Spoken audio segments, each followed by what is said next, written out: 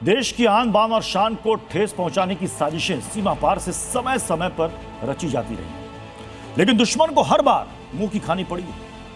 एक बार फिर भारत की जांच एजेंसियों ने मुनीर की टेरर आर्मी पर ऐसा हथौड़ा मारा है कि दुश्मन चाहकर भी सिर उठा नहीं पाएगा। पाकिस्तान की खुफिया एजेंसी आईएसआई ने पाकिस्तानी हैंडलर शहजाद भट्टी के साथ मिलकर भारत के युवाओं को देश के खिलाफ इस्तेमाल करने की साजिश रची, जिसका भंडाफोड़ हो चुका है। वहीं यूपी एटीएस ने भी जैश के एक आतंकी को पकड़कर आतंक पर तगड़ी और बड़ी चोट की है। जिन्होंने यूज किया है वो जानते हैं असली हींग का स्वाद। MDH सुपर हींग, शुद्धता का असली तड़का। MDH।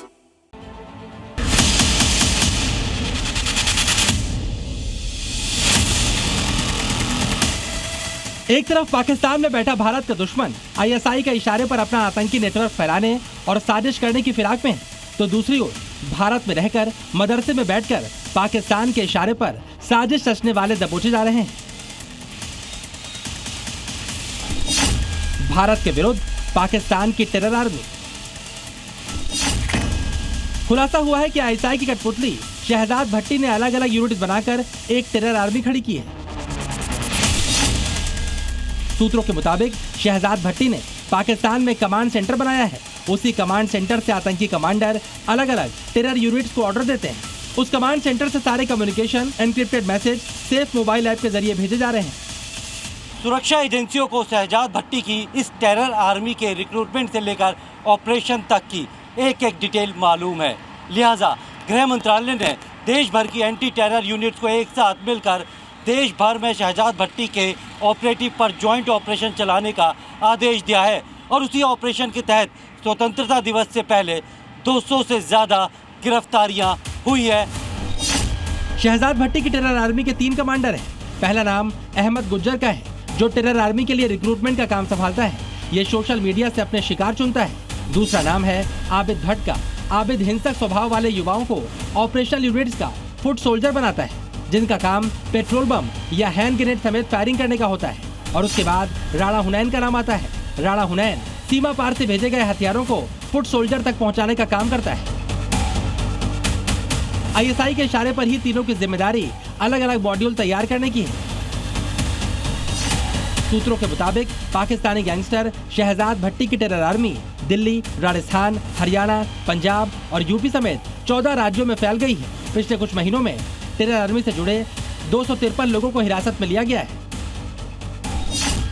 सूत्रों के मुताबिक शहजाद भट्टी के टेरर आर्मी में 1000 से ज्यादा फुट सोल्जर शामिल होने का शक है। उसका एक नेटवर्क जो मेजर था उसको तो डिसमेंटल गवर्नमेंट ने कर दिया है, लेकिन क्योंकि ये तो कंटिन्यूस प्रोसेस है, कुछ लोग हमारे इंडियंस भी हैं जो ऐसी एक्टिविटी में इन्वॉल्व हो जाते हैं, इन्फ्लुएंस में आ जाते हैं बाहर के लोगों के में। लेकिन हमको वाच रखनी पड़ेगी, सोशल मीडिया पे वाच रखनी पड़ेगी, मॉनिटर करना पड़ेगा। जो सिक्योरिटी एजेंसीज हैं और स्टेट और यूटी पुलिस है, उनको बहुत ज़्यादा ध्यान देने की ज़रूरत है। टेरर आर्मी सिर्फ शहजाद भट्टी ही नहीं चला रहा, भारत का मोस्ट वांटेड मसूद अजहर भी चला रहा है।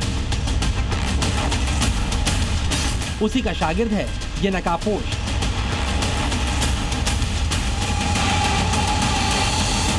जैश ए मोहम्मद से जुड़े इस आतंकी को यूपी एटीएस ने गिरफ्तार किया है।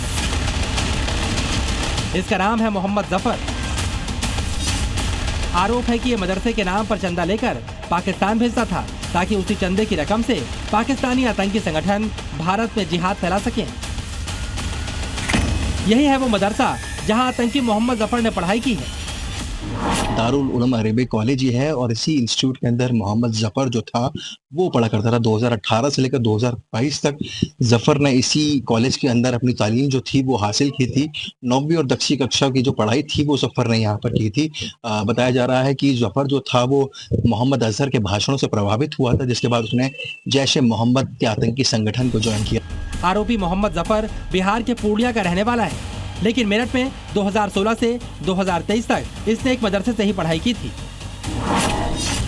एटीएस के मुताबिक आरोपी मोहम्मद जफर मसूद अजहर के भाषणों से प्रभावित था और कथित तौर पर सोशल मीडिया के जरिए लोगों को हिंसक जिहाद के लिए उकसाता था।